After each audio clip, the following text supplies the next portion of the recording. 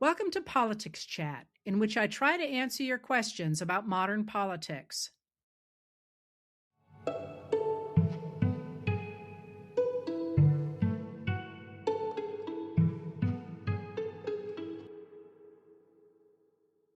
I just this second got in off the water, and it is beautiful out there. All right, so I hope you all are taking some time away from politics to enjoy your summer, and wherever you are, I'm trying to do the same. And like I say, today is a beautiful day. And when I'm done here, I'm going to go swimming with a friend. I'm going to answer the questions that you asked first that are easiest, I think. Because easiest, I think, to answer, because it's always fun sort of to get them out of the way. And then, there's a couple of things on my mind. And actually, I'm going to start with one of them. And that is that I did an interview today with Scott McFarlane of McFarlane News. And if you have time, I'd urge you to check it out, not only because he's really interesting, but we talked a lot about the news and what's happening in the news and what we try to produce for people every day.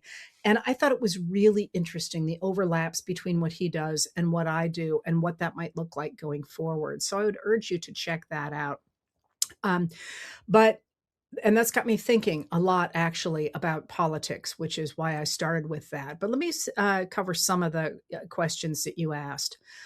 Let me start with what's happening in Maine with the Senate race to replace Susan Collins, the Republican senator from Maine. Graham Plattner, who was the Democratic nominee, has not dropped out of that race. What he has done is he has suspended his campaign. It's not the same thing as dropping out. And in fact, that's an important distinction to notice because it often gets mushed together in the media when people suspend their campaigns. And there's a legal reason that you do that. It has to do with funding and so on.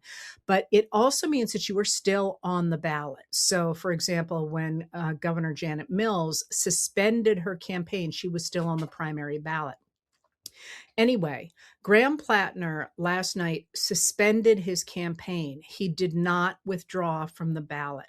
He has until Monday to withdraw from the ballot, and his advisors have told Axios that he does not plan to do that until Monday, until the last possible moment, which suggests he is hoping there might be a groundswell of support for him, enabling him to stay in the race. That's not going to happen. In fact, there's a huge groundswell in the Maine Democratic Party to get rid of him and to move forward. But just to be clear, when people are looking at that race, he has not yet left the race.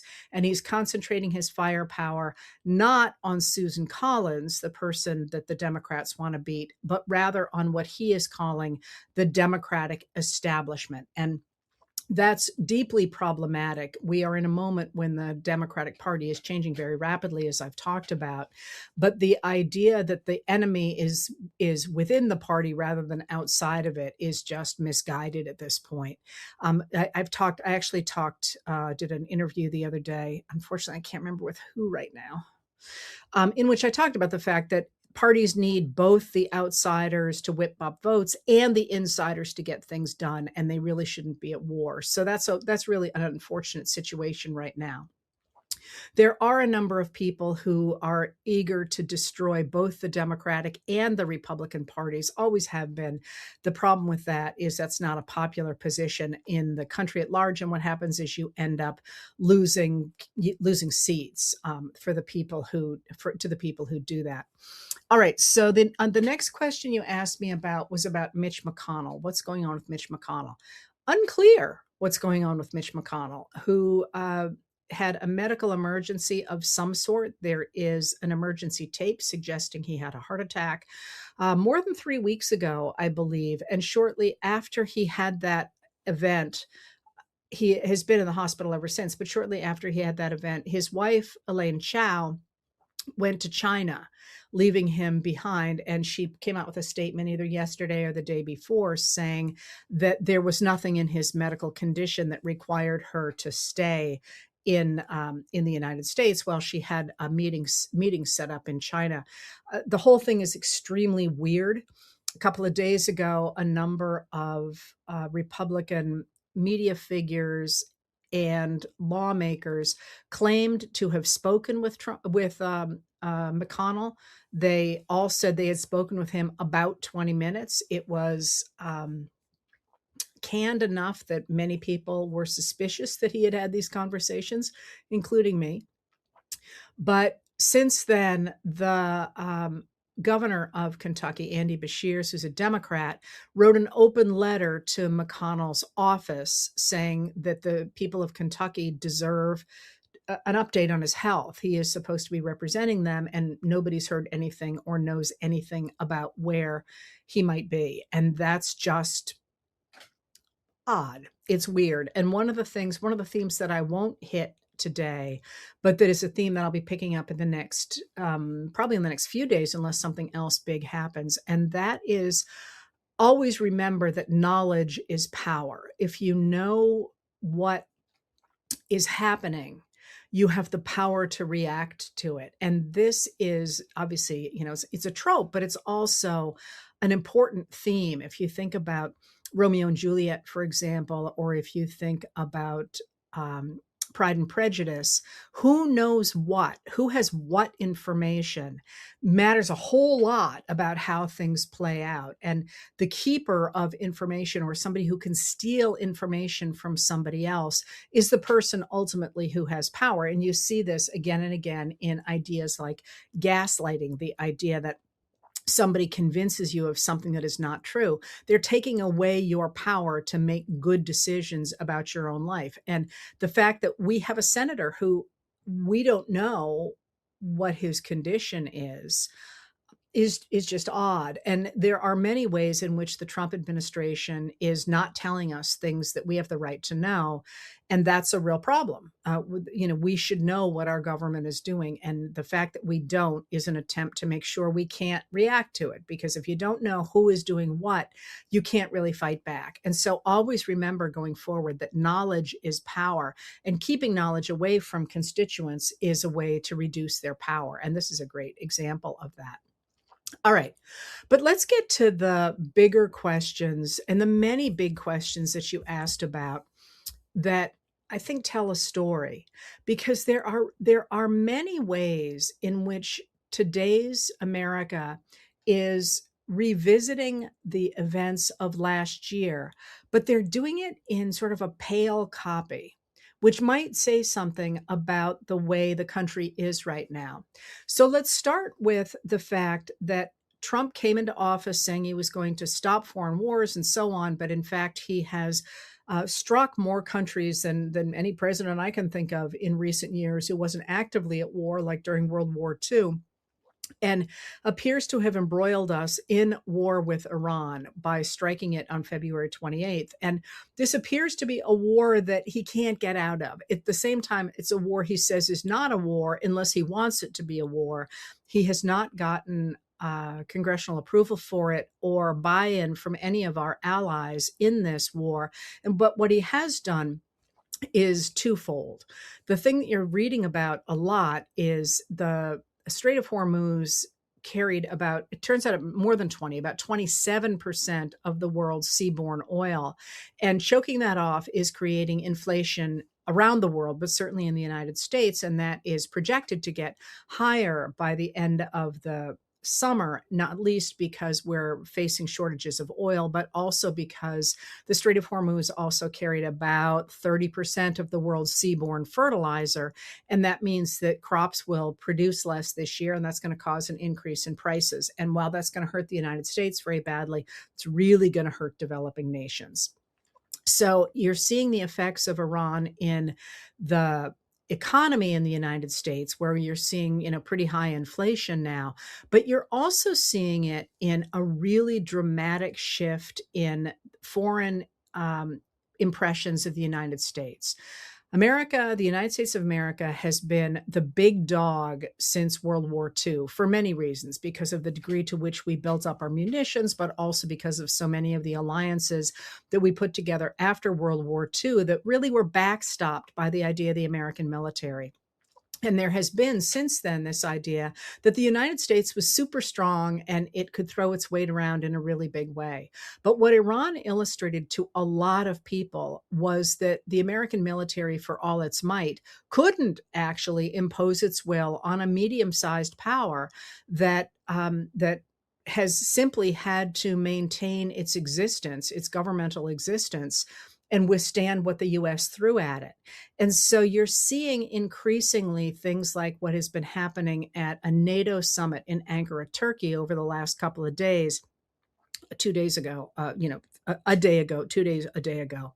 And that is Trump is blustering, he's bullying, he's sort of making all the demands that he has been making for Greenland and so on. But people basically are just paying no attention to him. They're just waiting him out. And that realignment of the world away from the United States, so that Europe, for example, is pulling together much more strongly for its own defense as well as for its own trade, which I'll talk about in a minute. That's a really big change. And that's something that a year ago, many of us were worried about what would happen in the long term with the United States backing away from so many of its international commitments. We were worried about what that would look like. I never dreamed we would see it dismantled as quickly as it has been dismantled. So you're seeing that, and you're seeing the fact that Trump really can't find a way out of his war on Iran without ending up in a much worse place than he was on February 27th. And what they're really trying to do now with the end of the ceasefire, which was never really a ceasefire, it was an attempt to bring down the price of oil. But you're seeing increased strikes now from the United States and from Iran, both on the American strikes on Iran and the Iranian strikes on American military installations in Bahrain and Kuwait. What you're really seeing is the fact that Trump really, really, really just wants to reopen the Strait of Hormuz, which had been open before he started striking it. And it really doesn't look like that's going to happen. We'll see how, what eventual negotiations look like. But essentially, Iran has learned that it can simply close the Strait of Hormuz and control the world economy. That's going to have repercussions, big repercussions, way downstream. Among other things, it really is jumpstarting the renewable energy revolution in countries other than the United States, where Trump is stopping us from doing that. But that actually may be a good thing for the globe in the long term. It's just not the way we intended to get there, right? So we're back to this idea. We're back to this war with Iran, back to the attempt to impose our will on other countries, except in this case, it has backfired really profoundly. But now another thing you're seeing that seems to be sort of an echo of last summer is that ICE raids and ICE arrests are spiking again. They're going up again. You may have seen them more in the news than they have been, but they are and they are, there was recently a shooting in Houston where ICE agents shot and killed an undocumented immigrant from Mexico. And at this point, the news is reporting, of course, what ICE has said, of course, is that this man attacked them. But we have learned that we can't trust anything ICE says about these kinds of encounters, because repeatedly it has turned out that they have been lying, that they were the aggressors rather than the people who ended up losing their lives. But we have gotten news just today that ICE and the United States officials are trying to get the witnesses to that shooting, to that what very well may turn out to be a murder, to leave the country, to self-deport, so there won't be any witnesses. Again, there you go back to transparency, and we should know what our government is doing. And its taking of a life matters, right? It matters to the person, it matters to the family, but it also matters to us, because we should be standing for the rule of law. And if they take that away from us, we won't know what that looks like. So you're seeing us go back to that, but go back to it not in the way that the administration did it last year, which was really in your face. Kristi Noem with her videos and the really attempt to take over U.S. cities and so on. Instead, you're seeing, again, this kind of an encounter where there is a quieter attempt simply to arrest an undocumented group of people and then to kill one of them and then to get rid of the witnesses. And that's, again, a reprise of last year, but on a what's the word I'm looking for? I'm not trying to downplay it. They're trying to do it on the down low, is what I'm trying to say there. But then there's other things that we're seeing as well. The Trump corruption continues hugely, right? And people asked me about the corruption, and somebody said, is this as bad as Teapot Dome? Teapot Dome is a 1921 scandal involving the leasing of oil lands in two repositories of oil that were owned or leased by the United States. And the thing about the corruption that's going on in the Trump administration right now that is mind-blowing, and you can Google this and you can listen to this yourself. Economist Paul Krugman, and I like him very much. I don't know him personally very well, but he and I do a show together once a month called Lunch Money. And he's really smart and he's really thoughtful. And he's just really an interesting guy. And he has this place where he takes down the Trump corruption. And he points out that the Teapot Dome scandal, which has made it into the American lexicon as one of the worst scandals in American history, is the equivalent. What Trump is doing and the Trump family is doing is the equivalent of a Teapot Dome every single day. Every single day, they are stealing that much money as if it is Teapot Dome every single day. So we have that corruption really taking over the administration and echoing what they've been doing since they got into office, which is grabbing as much stuff as they possibly can. But then there's another way in which the present summer seems to be echoing what happened last year, but in a down low, paler fashion. And that is Trump appears suddenly to have snapped back to the idea of managing the United States economy by tariffs. But in this case, instead of rolling out his Liberation Day tariffs, which the Supreme Court found unconstitutional, and trying to use all these different laws that, again, are being challenged in court successfully, he just, the other day, out of the blue, he was very angry at the NATO summit about the fact that NATO countries didn't stand with the United States when he attacked Iran. Now, mind you, the only people that he appears to have consulted before he attacked Iran was the Crown Prince of Saudi Arabia, MBS, and Benjamin Netanyahu, the Prime Minister of Israel. The three of them appear to have decided this was a good idea, not including anybody else, including the United States Congress, which is the body that is supposed to determine whether or not the United States strikes another country. But the Trump, once he got into trouble over there, he appeared to think that he could call on NATO allies to come help the United States. But what he does not seem to be able to grasp is that NATO is a defensive alliance. It is not an offensive alliance.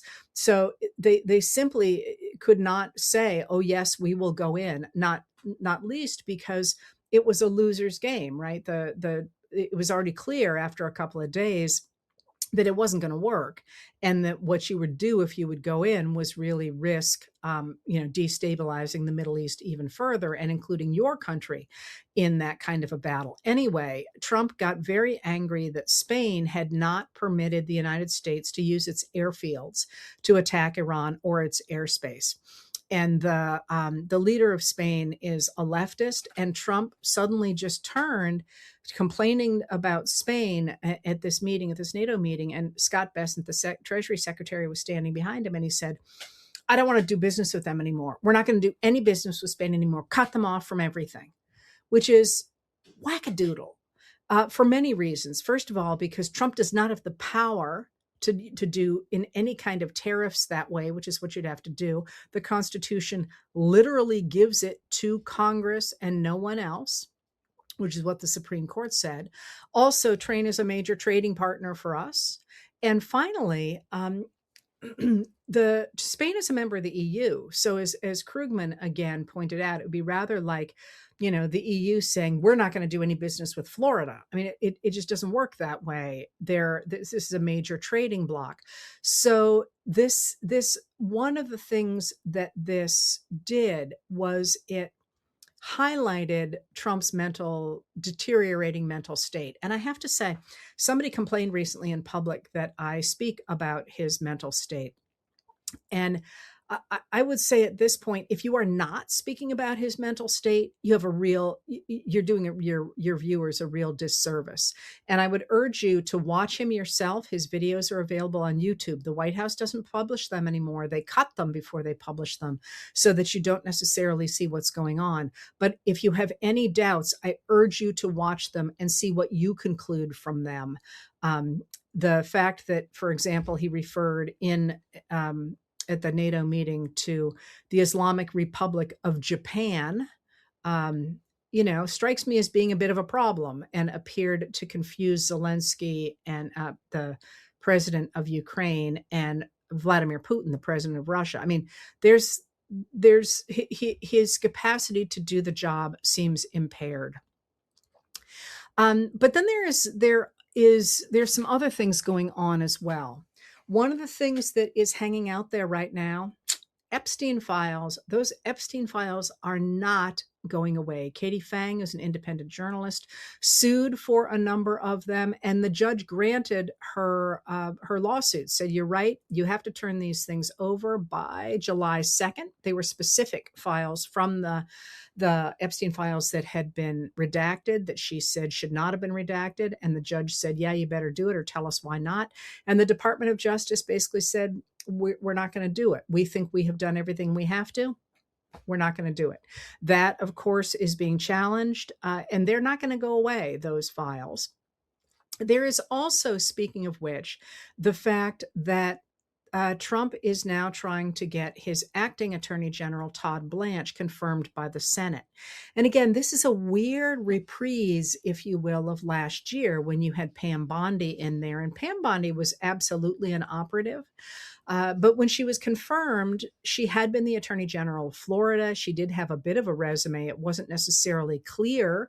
I mean, I'm giving him the benefit of the doubt here, but you could see why Republican senators maybe could have said, okay, we'll let her through. I, of course, objected to that big time, but, you could make that argument. You can't do that with Blanche. Blanche has been very obviously covering for Trump over the Epstein files, not least by working with Ghislaine Maxwell, Epstein's associate, to get her moved to a better prison situation, despite her conviction for sex trafficking. I think it was sex trafficking. Yeah, it was, I think. And then, the many ways in which he has been trying to punish Trump's political opponents for not standing with Trump. This is really, really obvious. And it's not, again, it's just it's like, Trump is a lot weaker than he was last year. Are you really going to be able to get this through? So that's out there as well. And then there are a number of ways in which the administration continues to try and do active things, not just fight back against things, but to try and do active things that also seem pale in comparison to last year. So I'm going to remind you again that Trump has been on again about taking Greenland. Greenland is an autonomous island that belongs to Denmark. The Americans, the United States of America, put it in writing. I think it was in 1913 that we would never challenge that when we purchased the Danish West Indies. This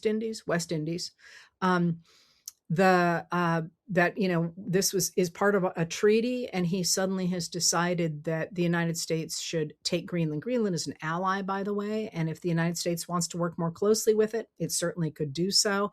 But there seems to be something else at work there, and that is Trump appears to be clinging to this idea that Russian President Vladimir Putin also clings to, the idea that instead of the world that stabilized the globe since World War II, the idea of international alliances and defensive alliances like NATO, the freedom of the seas that permits world trade and has lifted more than 1 billion people out of poverty since World War II, that instead of that world in which you can't invade your neighbors and you need to and you can't go take other people's resources, that in fact they want to see a world that has basically carved the globe up into different spheres for powerful actors. And this has been something that Vladimir Putin has been pushing for a long time. It's one of the reasons he invaded Ukraine twice. It's one of the reasons he's been trying to reabsorb countries that split apart after the USSR came apart in 1991. And clearly, Trump, from the moment he got into office, intended to do a very similar thing where the United States would simply take control or force other countries to become satellites of the United States.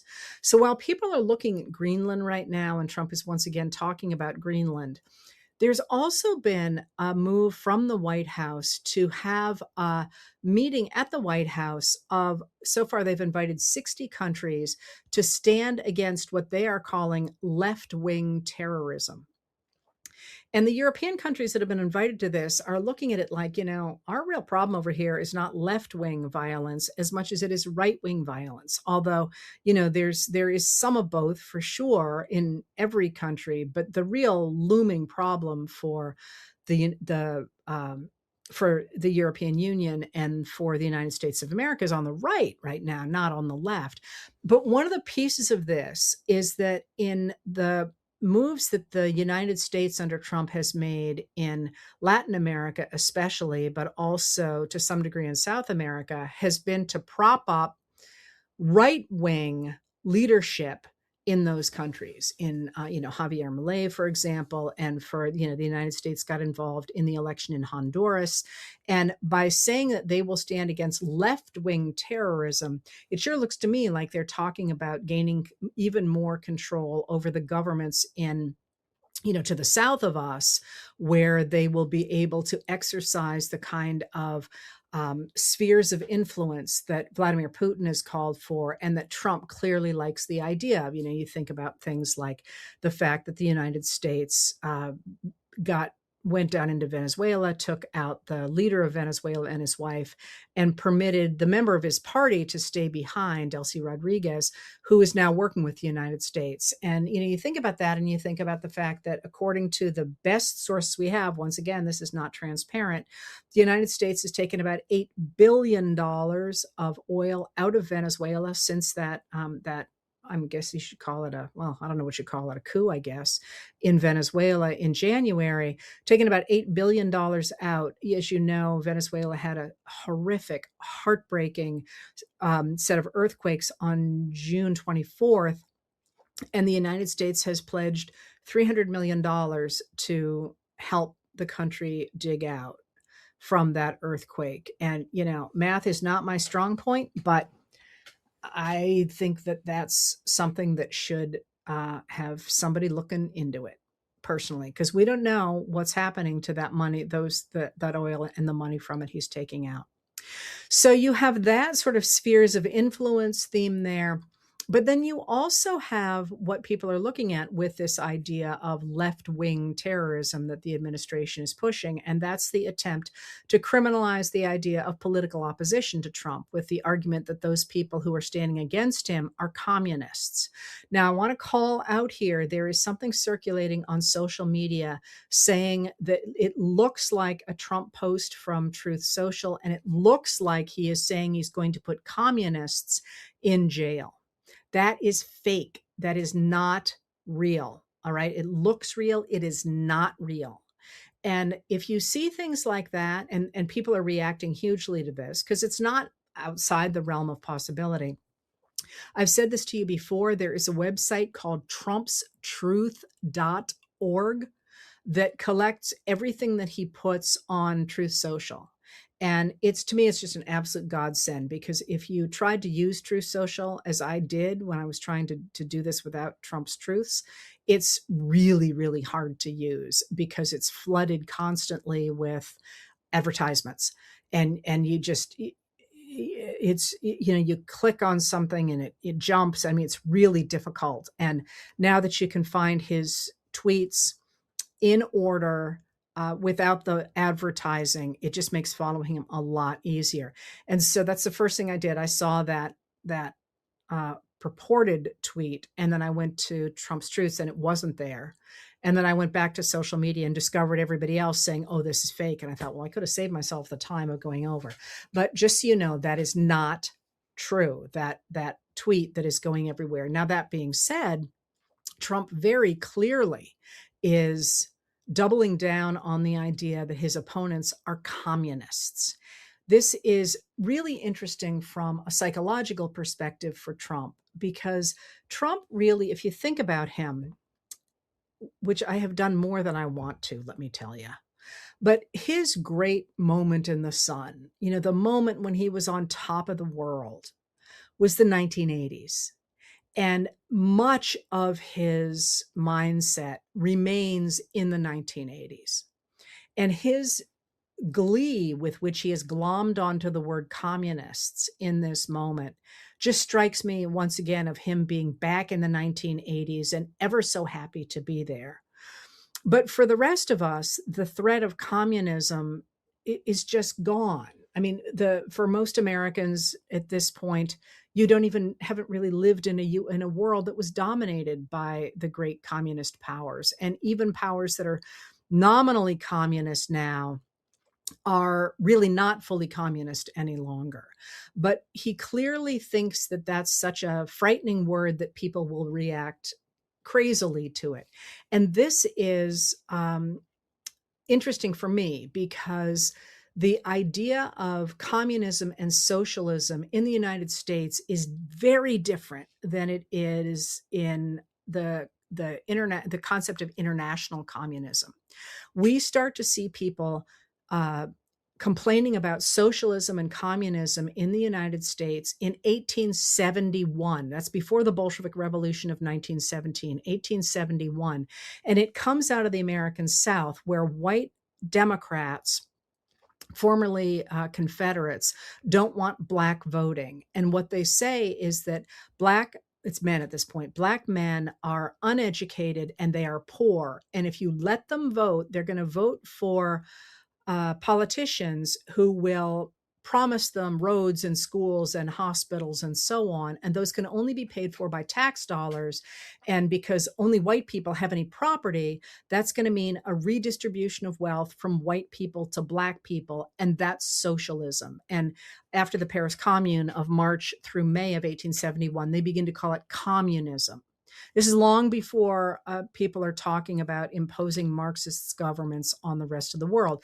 But in the United States, those ideas of socialism and communism went back to the idea of minority voting, racial minorities voting.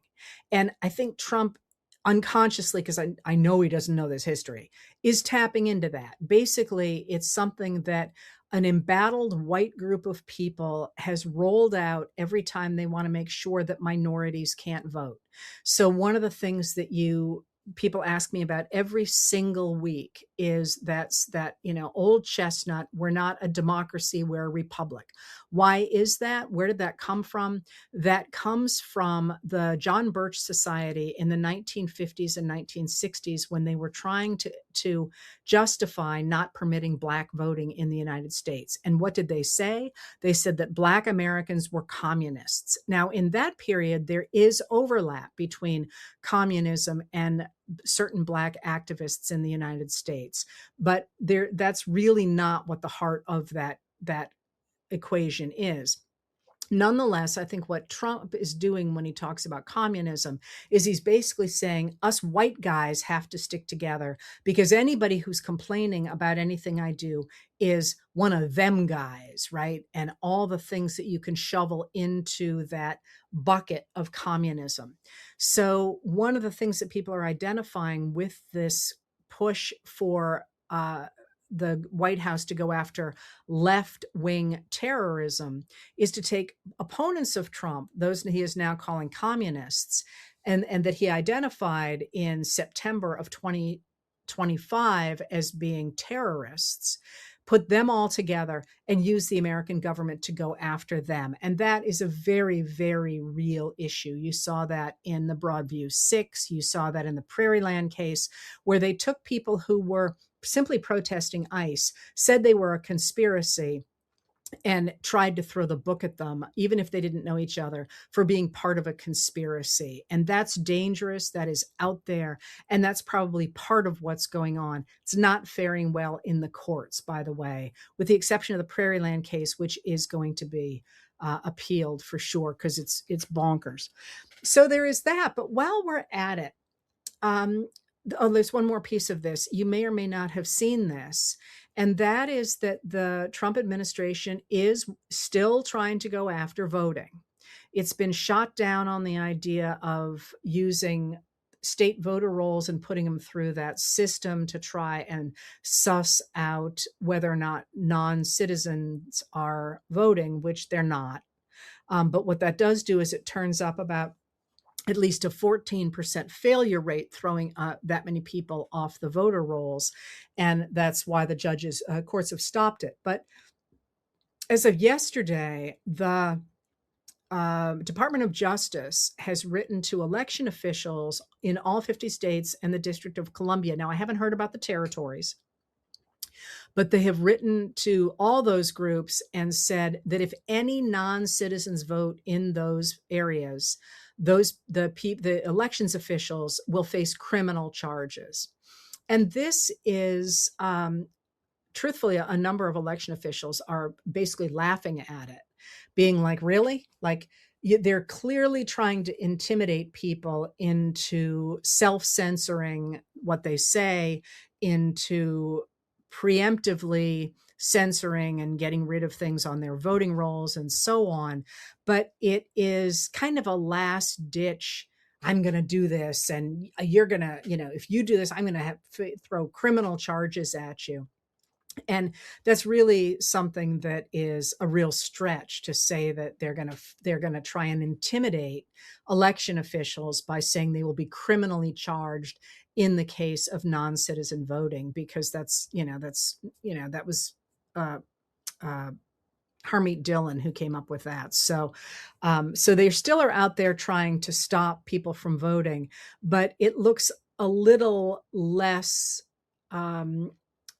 sharp-edged than when DOGE, the Department of Government Efficiency, was grabbing, as we know, things like people's Social Security records so they could do this very thing.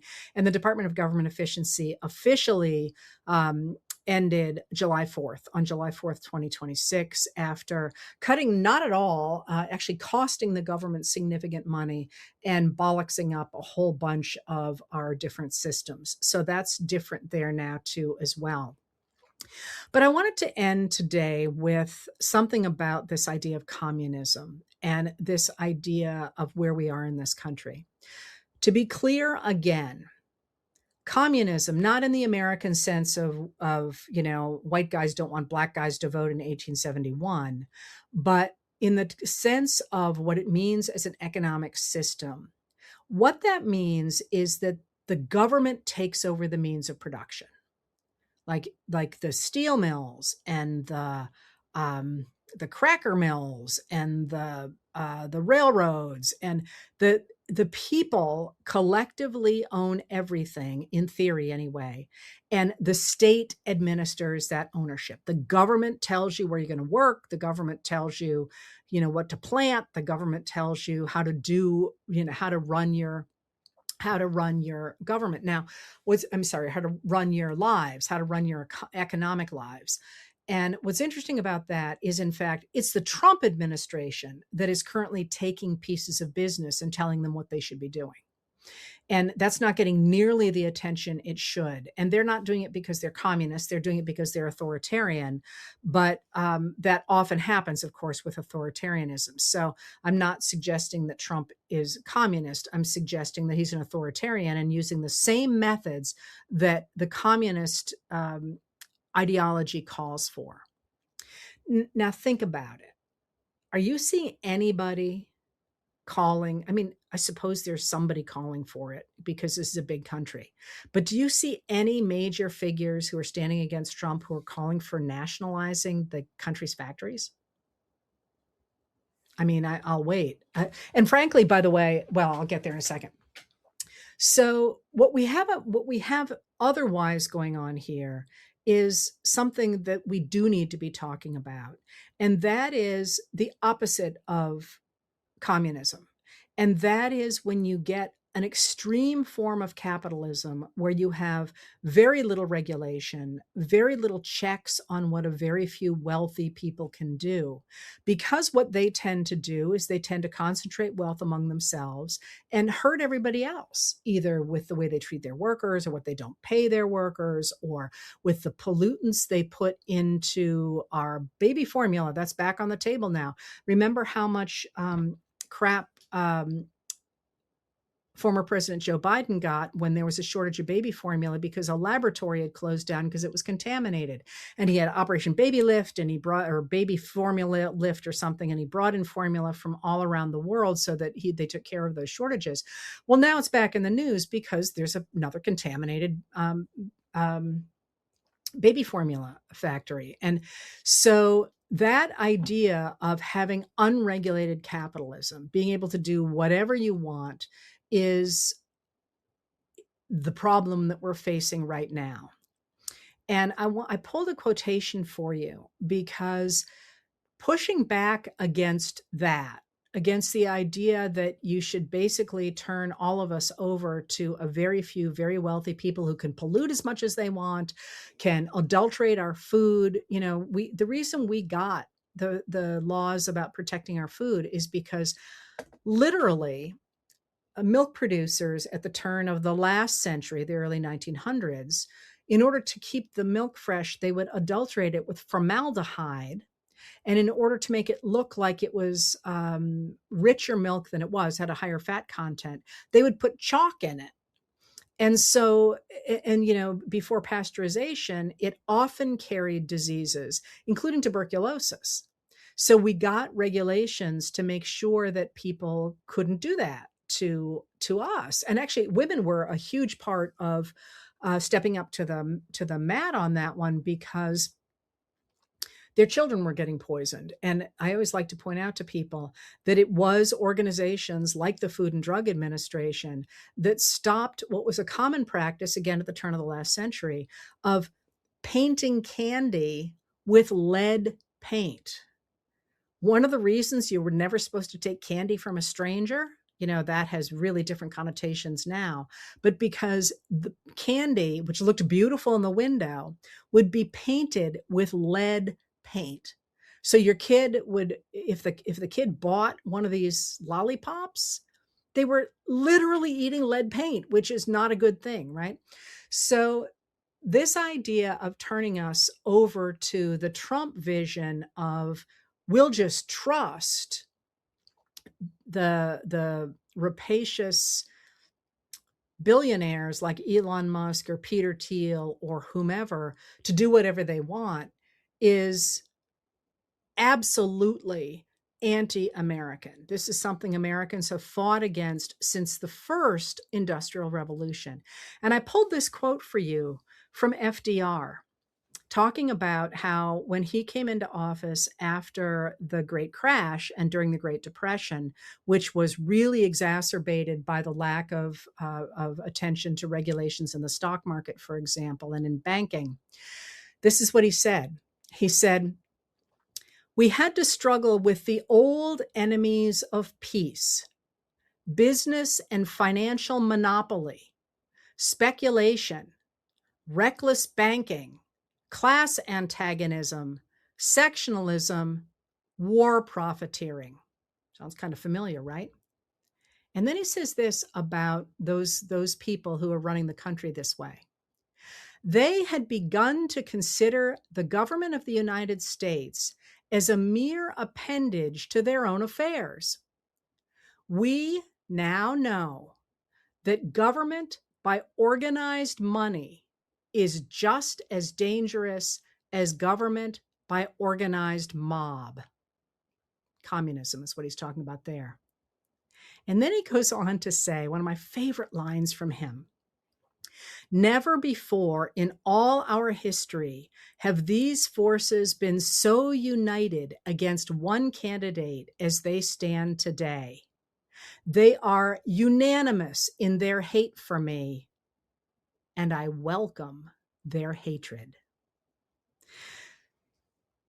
So in this moment, I think what you are seeing, as I put all these pieces together, is a badly weakened Trump who is being propped up by the Republicans who are enabling him, both those he appointed to their positions, but also to elected Republicans in this moment.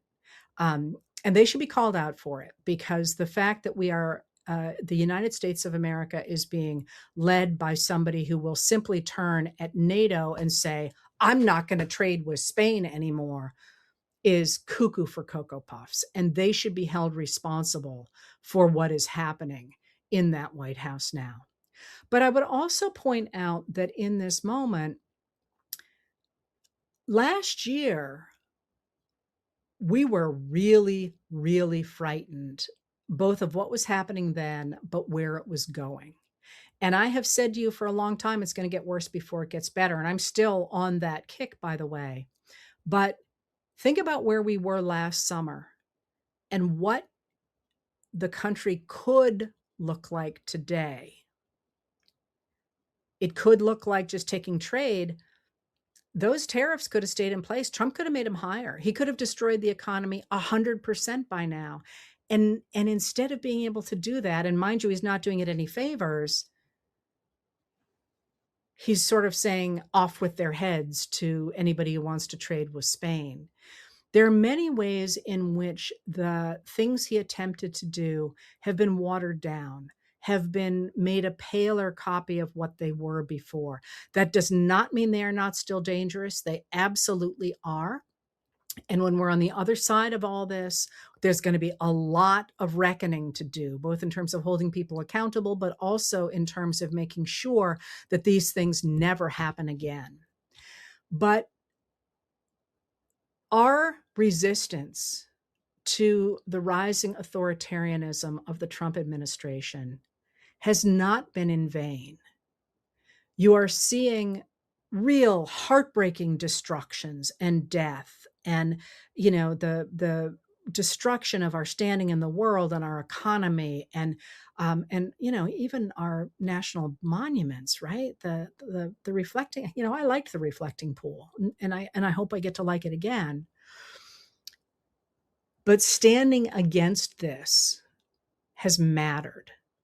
And going forward, I think what we need to be focusing on is continuing to stand against this attempt to, for example, change the way we do grant making in this country. And you can still register your disapproval of the Office of Management and Budget's director, Russell Vogt, trying to gain power to sign off on any federal grants. That objection period is open until the 13th of July. You can do things like call Republican senators, and Democratic ones as well, but Republican senators, and say, don't you even consider approving Todd Blanche as Attorney General? I will work against the Republican Party for the rest of my life if you do things like that. And you can talk to your neighbors about not only about American democracy, which I hope I've given you some tools to do, but one of the things that really has jumped out to me in all of this, and is doing so more, in part because of these videos that my team is doing, these 250 to 250 videos.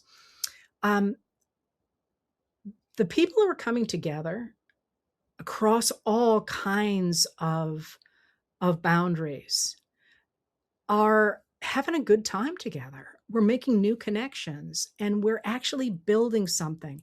And I got to tell you, for me, because I'm a historian, right? For me, the building of those 1-minute videos about American history has been an absolutely joyful process, and including people and including ideas, and And having people, we just released one today about the artist who did his work in early video and in televisions. He was an immigrant to the US from Korea. I had never heard of him. And so somebody brought that to us, and somebody else wrote the script, and somebody else got the person who did the narration. That joy of creating, not just in the friendships we're making along the way, which are fabulous, but the joy of creating is going to be really important going forward, because so much has been destroyed. But a lot of what's been destroyed is needed to be destroyed. I mean, the fact is the government hasn't worked for the majority of us now for 40 years. So we can fix that if we go forward together and try and do it with some joy in it. That's really what at least people who study authoritarianism say is key to rebuilding on the other side of it. So to the degree you can do that over the course of the summer and not just throw up your hands and say, it's it, we're done. I just wanted to point out today that it's been excuse me, but a hell of a struggle for the last year, but we actually have some stuff to show for it.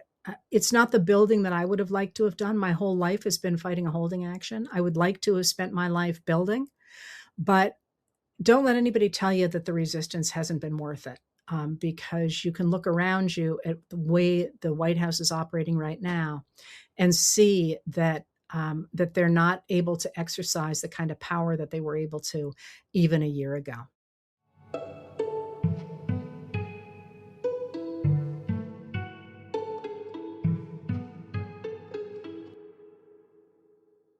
If you'd like to tune in live, I record these chats on Tuesday and Thursday at 6 p.m. Maine time on both my YouTube channel and my Facebook page.